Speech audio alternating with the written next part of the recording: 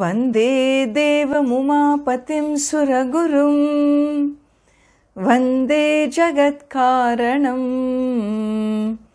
वन्दे पन्नगभूषणं मृगधरं वन्दे पशूनां पतिं वन्दे सूर्यशशाङ्कवह्निनयनं वन्दे मुकुन्दप्रियं वन्दे भक्तजनाश्रयं च वरदं वन्दे शिवं शङ्करं वन्दे भक्तजनाश्रयं च वरदं वन्दे शिवं शङ्करम्।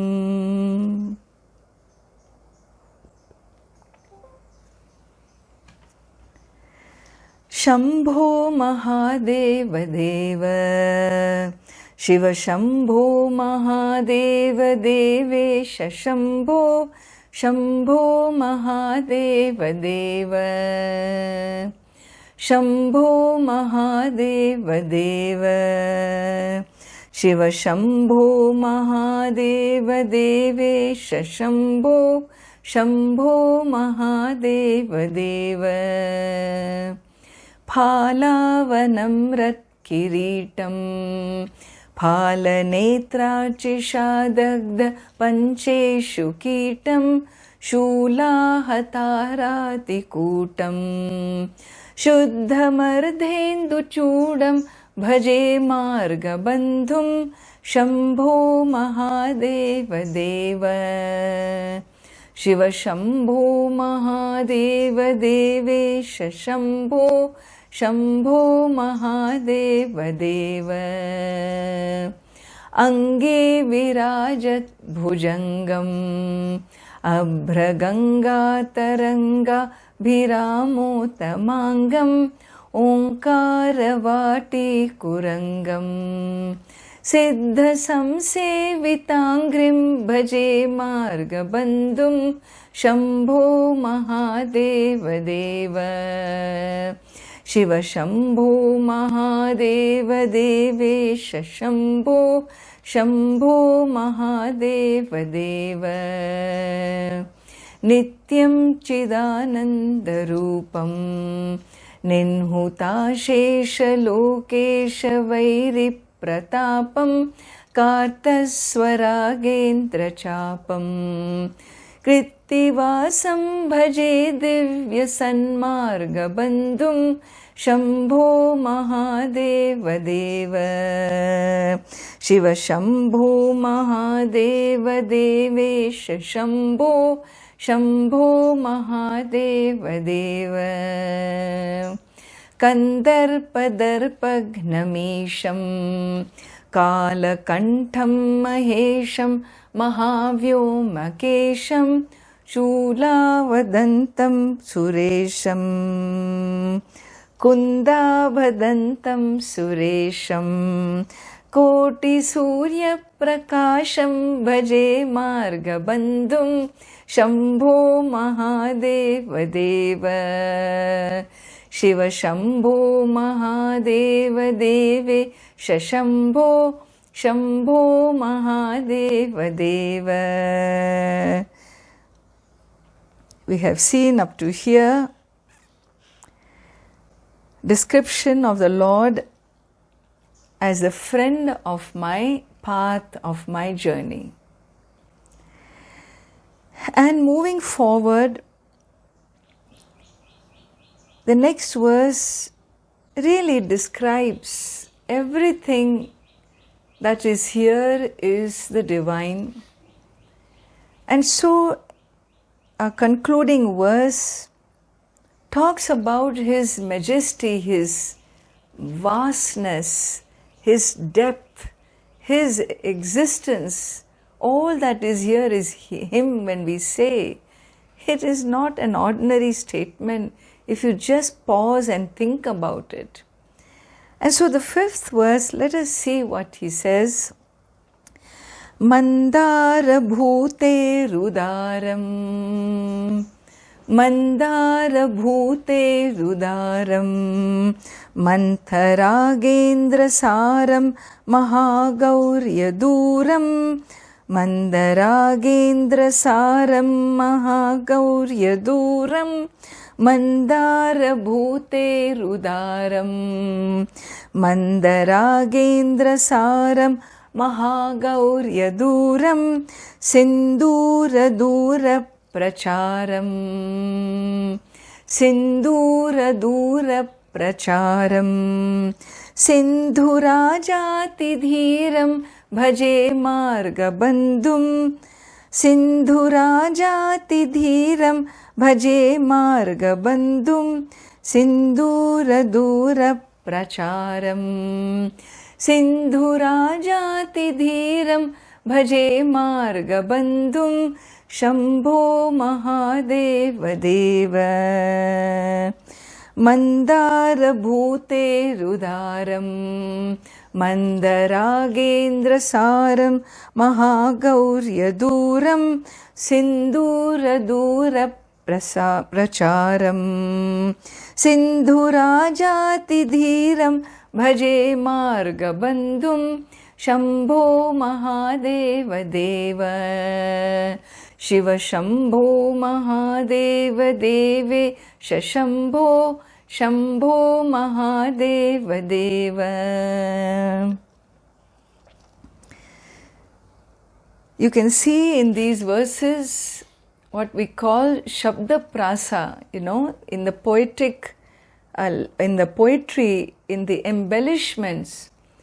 So Shabda Prasa means the words repeat with different meanings. So we saw there also, so Kandarpa Darpagnamisham, so Kandarpa and then Darpagnam. And so there is a rhyme, a rhythm, and the two words have different meaning. Similarly here also you find Mandara Bhuterudaram, Mandaragendra Saram. So Mandara. First word is Mandara Bhutehe Udaram. So Udaram means generous. He is so generous. Bhagavan is so generous, so kind, so compassionate. The Lord is so generous because He is full, He is complete, He is bountiful. It is just about asking. And if I can ask, I can be humble to ask, His generosity flows. And so Mandara Bhuta means Mandara is the Kalpa Vriksha, the wish fulfilling tree. The wish fulfilling tree is full of riches, full of wealth. But the generosity of the cosmic being is way bigger than the wish fulfilling tree. And therefore it is about asking, it is about prayer. If there is something that I am not satisfied with, or I am afflicted by, or something has bothered me, well then what is the delay? Just pray and it will be given, because the Lord is nothing but a omniscient being that is a personification of generosity. His very nature is generosity. And so, Mandara Bhuter Udaram. So, more generous than Mandara Bhutihi. Mandara Bhutihi is the wealth of the wish-fulfilling tree.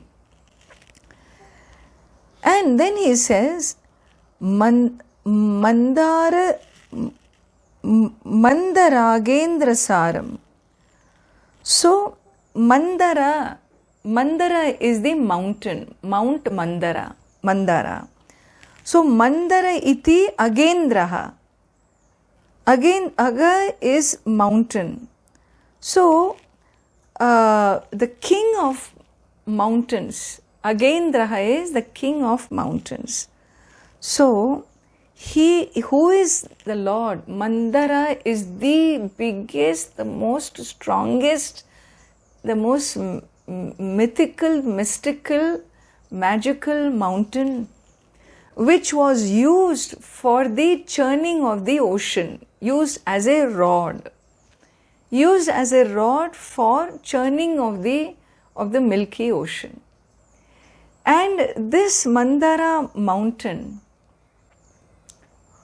its strength, its essence, this power, the essence of this, what makes this mountain what it is. It is said in our mythology, very interesting, beautiful stories are there about the analysis of the mountains, And it is said in some yuga, in some age, these mountains had wings. And they used to move in the universe. They had wings. And anyway, there are stories about how, and then they went and they interfered with something, and so the wings were cut, and then they dropped. Where they dropped, that became their place. They could no more fly. So things like that. There are some mythological texts, I'm sure. They have a lot of deep meaning, symbolism, significance behind them. But here for us, this is good enough that the strength behind the Mandara mountain. So his saram, Mandaraha iti agendraha tasya saram. The essence, the strength of that great mythical, mystical mountain Mandara, where is that strength coming from?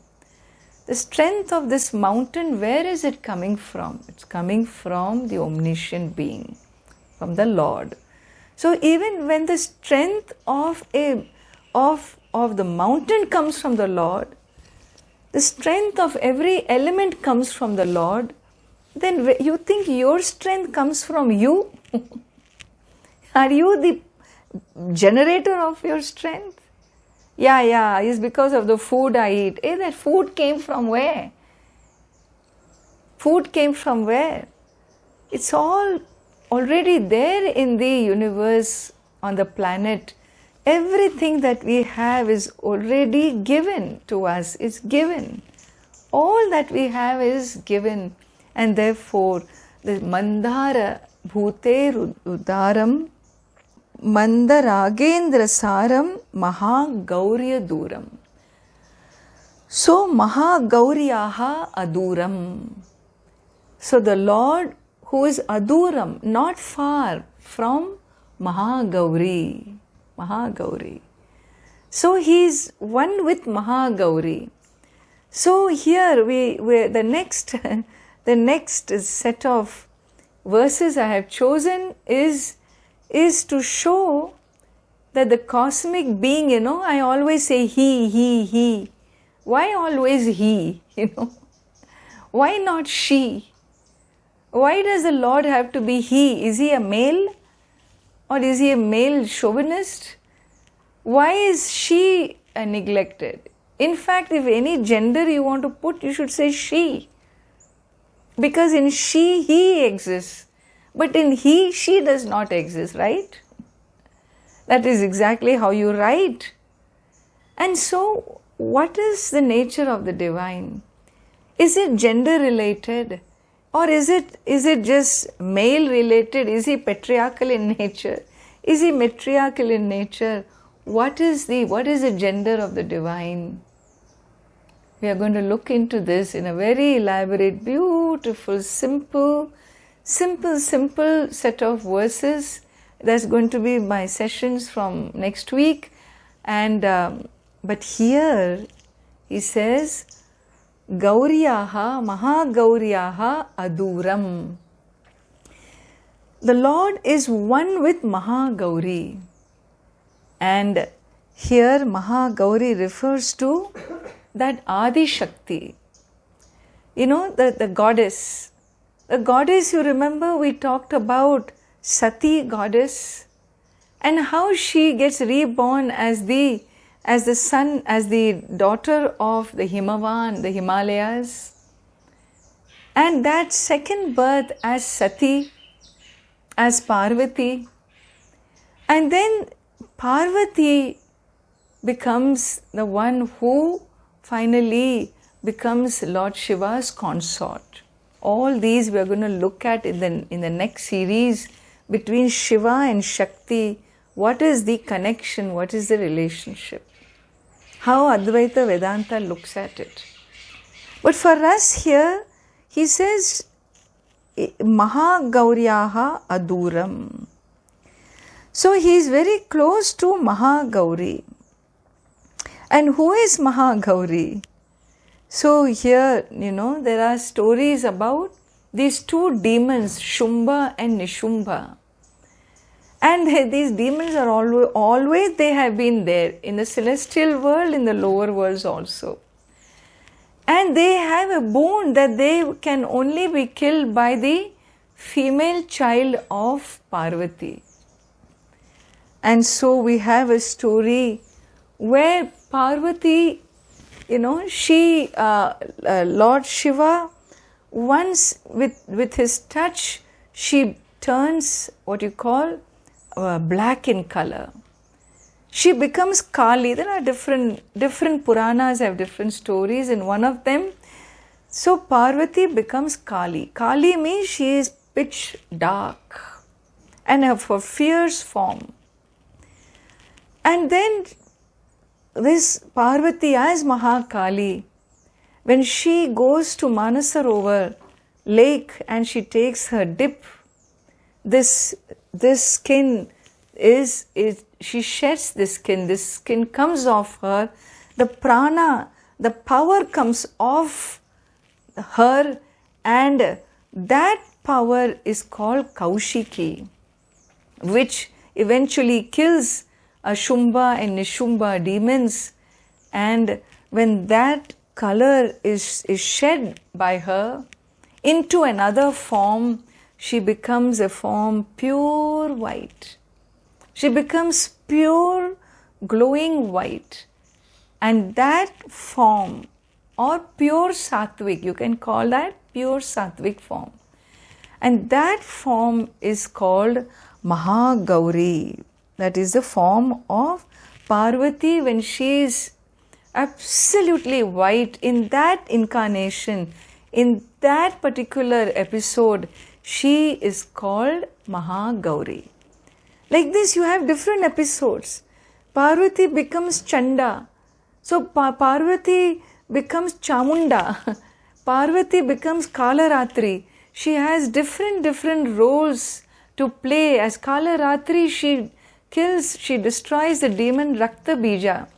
Like this, as Chamunda, Chamunda is born of the third eye of Chandi, and as Chamunda she destroys Chanda and Munda, Asuras, demons. Like so she has different roles to vanquish these demonic forces. Well, that's a different, when we do now we are moving with Lord Shiva, when we move with Shakti, goddess, all these stories come regarding the goddess.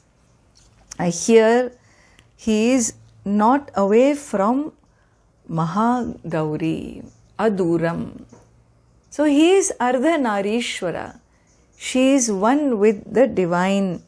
Sindhura Dura Pracharam.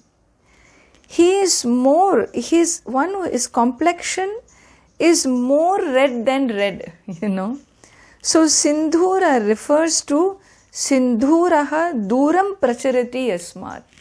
Sindhura is that vermilion, what you see here on my forehead. And this is so red. No, it is deep red.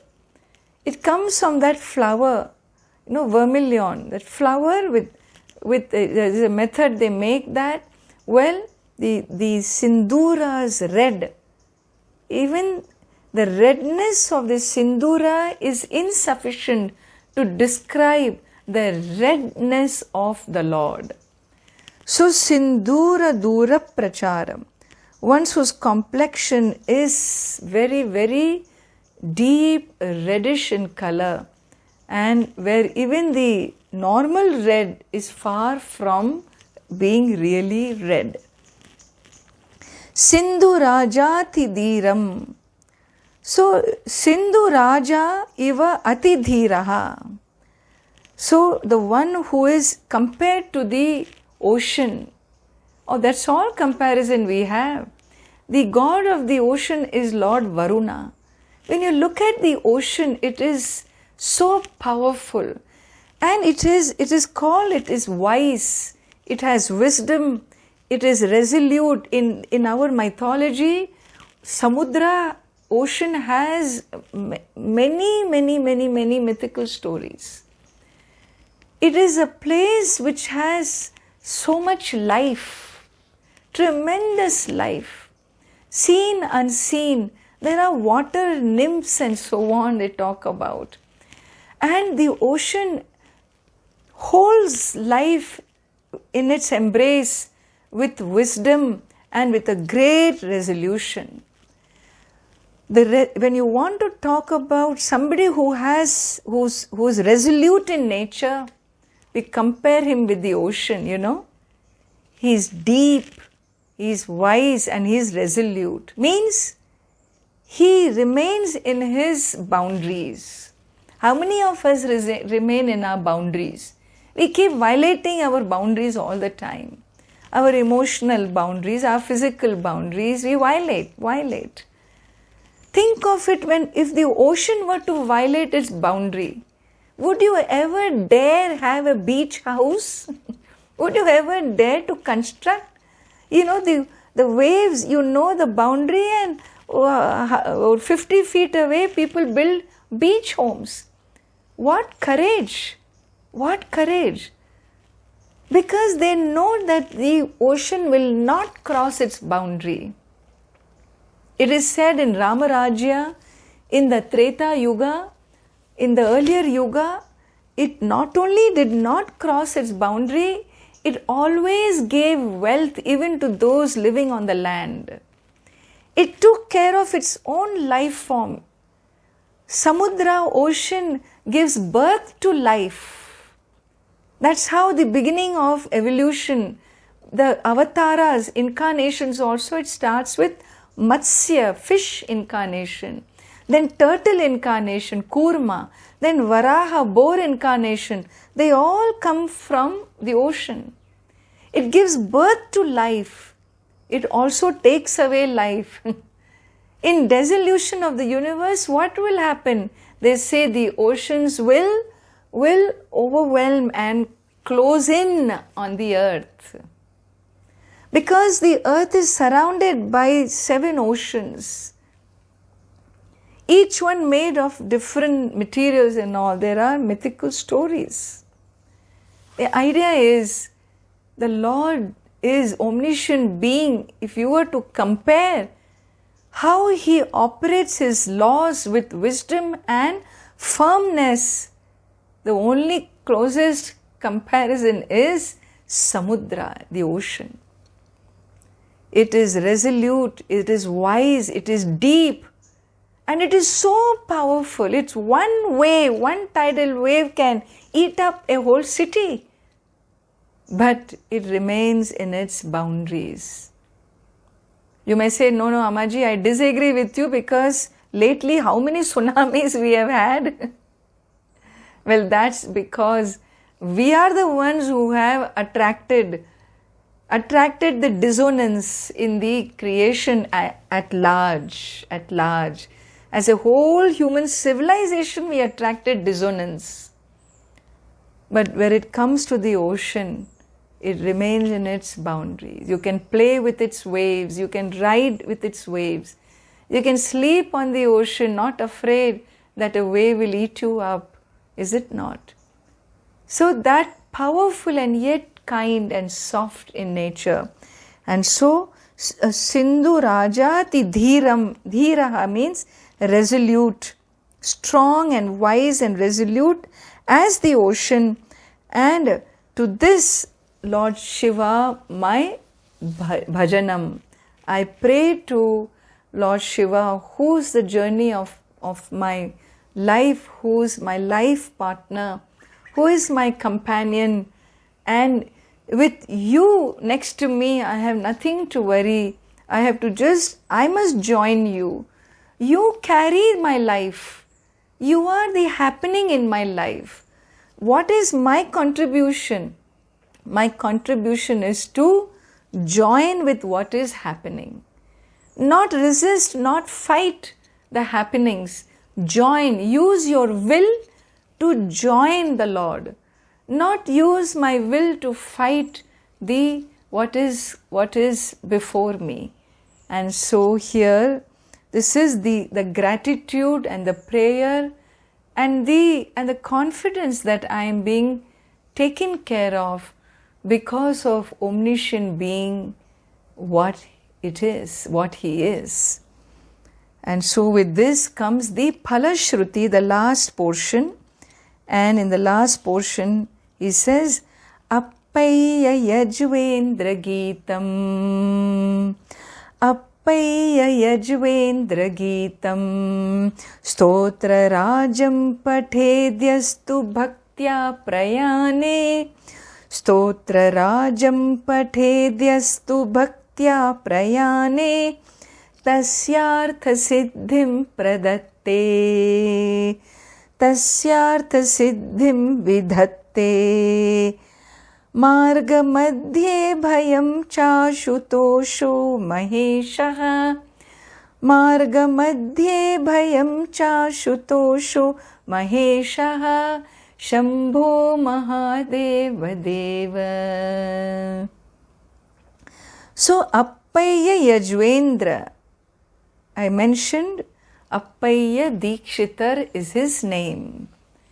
And this Appaya, this saintly scholar, scholarly saint Appaya Yajvendra. So he was a Yajvan, he was a performer of yajnas. So Vedic yajnas.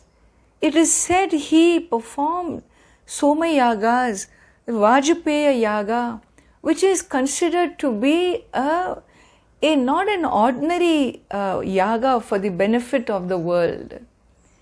This yaga, it is a ati, they call it some ati yajna. It's a ati yajna, not ati rudra. It's a ati yajna. It's an amazing performance of a Vajpaya Yaga. That's why somebody has performed Vajpaya Yaga in your ancestry, you would get your title, the surname would be Vajpayi. Vajpayi. Soma Yaga, those who performed, Somayaji. These names are there in some of the people, last names. Appaya Dikshita came from a great heritage of Vaidikas, scholars, who enjoyed the royal patronage of the great kings of Vijayanagar Empire. And so Appaya Dikshitar himself was a Vajpayi, a Somayajin. And therefore it is said, Yajvendra Geetam. So Yajvendra, he was a master of these yagas, Vedic yagas. And this is a Geetam, this is a song which has been composed by that Appaya, who was the great scholarly saint and a performer of the Vedic yagas which would run for weeks together for the benefit of the world. And Stotra Rajam Pathet Yaha, one who chants this prayer bhaktya, with devotion, in everything devotion is required. So one who chants this prayer with devotion, when? Prayane. Prayane means during a journey. During a journey in this physical world, or before you embark upon the non-physical journey. If with devotion this prayer is sung, what happens? tasyartha siddhim vidhatte. So that person gets, the Lord gives what? Siddhi, his desire is fulfilled. Whenever you embark on any journey, you have a destination, right? You have a goal. And that goal will be smoothly completed. You will not come across any obstacles. It will be smooth completion. And not only that, marga madhye abhayam. So in your journey you can be fearless. You need not be tense sitting behind the wheel. You can be fearless because you have said your prayer before undertaking the journey. So why should you be fearless? Abhayam, because so Ashutoshaha Maheshaha vidhatte. Because Mahesha, Lord Shiva, being Ashutoshaha, being pleased with you, with your devotion and your commitment and prayer, you have invoked your friend, and so your desire will be fulfilled and you can remain fearless. Remaining fearless, you can travel knowing fully well that you will reach your destination because you have invoked that friend in Lord Shiva and he is mighty pleased with you. And so this is Marga Bandhu Stotram by Appaya Dikshitar, and a stotram which we in this culture we chant this set of verses. Every time we sit in the car, we chant this set of verses. So we first do our Ganesha prayer and then we do Marga Bandhu Stotram. And so I encourage all of you to integrate this prayer also in your life, and we will see in the coming week another beautiful, very, very profound description of Shiva Shakti, the omniscient being as being both Shiva and Shakti, God and Goddess. We will see more later. Om Purnamadah Purnamidam Purnat Purnamudachyate Purnasya Purnamadaya Purnameva Vashishyate. Om Shanti Shanti Shanti. Harihi Om Shri Gurubhyo Namaha. Harihi Om.